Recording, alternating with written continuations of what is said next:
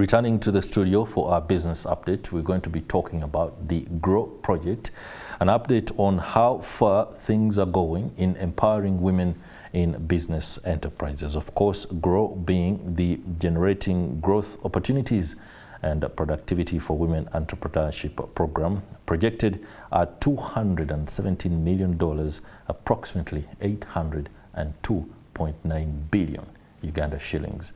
That is a staggering figure, and of course the impact across the country is also staggering. We are joined on set by Enock Ntambi. Enock Ntambi is a skills specialist at the Ministry of Gender, Labour and Social Development, under whose aegis this particular program rolls out. You're most welcome to Morning at NTV, Mr. Ntambi. Thank you. Great. Going through the latest information and updates on the GROW project, it's all good. Doing a lot of impactful intervention in helping women.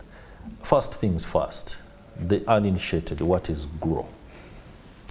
Thank you so much, and good morning, viewers. GROW is a Government of Uganda project financed by World Bank. It's a grant from IDA, and GROW is in full generating growth opportunities and productivity for women enterprises. But in brief, GROW is a project that is intended to grow the women enterprises, and its key target are actually not just women, but women enterprises. That is the key target, the enterprises. We found out that over time that the women, actually Ugandan women, are doing very well in business. In terms of statistics, the highest percentage of women in Uganda is in business compared to the rest of Africa and the Middle East. Okay. However, we found that while they are doing very well, and because of government interventions, their businesses are still micro and small. And the key, being micro and small is not an issue, but they never grow. They never grow. They never grow, they remain there, they are static, they never grow. So we came up with GROW to enable these enterprises grow from micro to small, and then from small to medium enterprises. Okay. So basically the target are micro and small enterprises, and basically those must be businesses which have already started. GROW doesn't support startups. It starts enterprises. It supports enterprises already established. Their business, they are failing to grow to the next level because of certain challenges. Okay. And these are the challenges that we target to address through the GROW project. Great.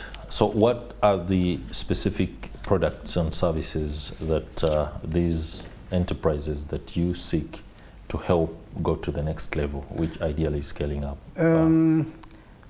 GROW project provides a number of services. First of all, we found that the women entrepreneurs are faced with multiple challenges. And therefore, to address these challenges, you need multiple interventions. And we have multiple interventions. There are about 11 services that the GROW project provides in order to address those challenges. One of the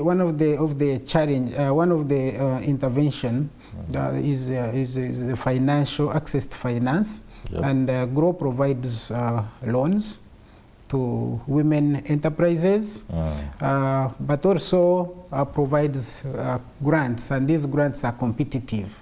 We call them competitive grants. People will apply. There are grants for innovation, grants for those businesses that are doing unique interventions in the area of business. That's right. The other area of skilling, there are quite many interventions. We have a core course for business women. This is where we train people who are in business, the women, the basics of running a business. One thing is that there is a belief that when you are in business, you just run and but they are basic skills and practices that you need in order to improve. You need to know about records management, financial management. Don't mix the personal finances with the. You need to know the digital skills. The world is changing, and many people are doing business on their mobile phones. So all these are some of the skills that we equip them in that course, the core course for entrepreneurship. But also we provide work placements, work placements and apprenticeships. Here we train the entrepreneurs by placing them in other established businesses so that they learn alongside the established enterprises. That's right. In other words, what it means is that you learn by doing. Let's say from those who are in exactly. Somebody in the yogurt is struggling and making yogurt, so we can arrange and place this person to say Jessa, where they make yogurt, and then learns alongside the Jessa experts on how to make yogurt, and then transfers the same skills. But we also provide complementary services, complementary business services, support them to formalize, to register, support them to get UNBS certification. We support them to get export markets. We support them in all those areas. This is also one of the other services that is provided. But also bring them together to form platforms. This is why we bring them together. They form platforms, maybe digital or physical.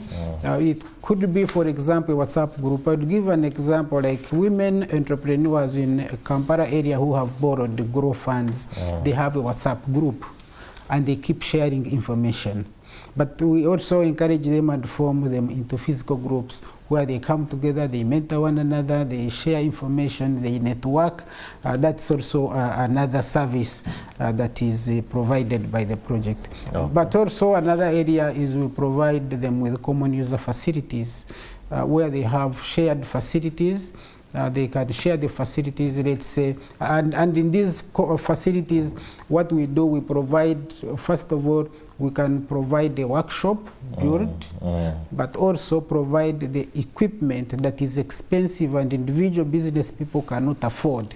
So we provide this equipment, and then they use those shared facilities. So these are some of the services that the project provides to the people of Uganda. Great.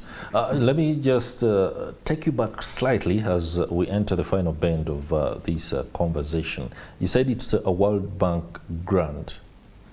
Now, the dynamics of grant, loan, and whatever it is sometimes disturbs the average Ugandan.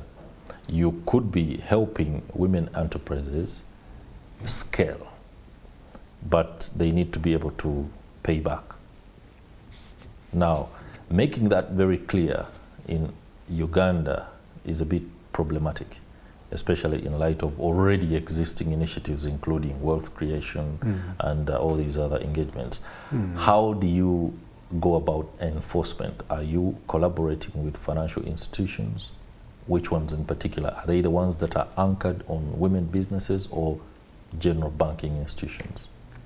Thank you so much for that question. The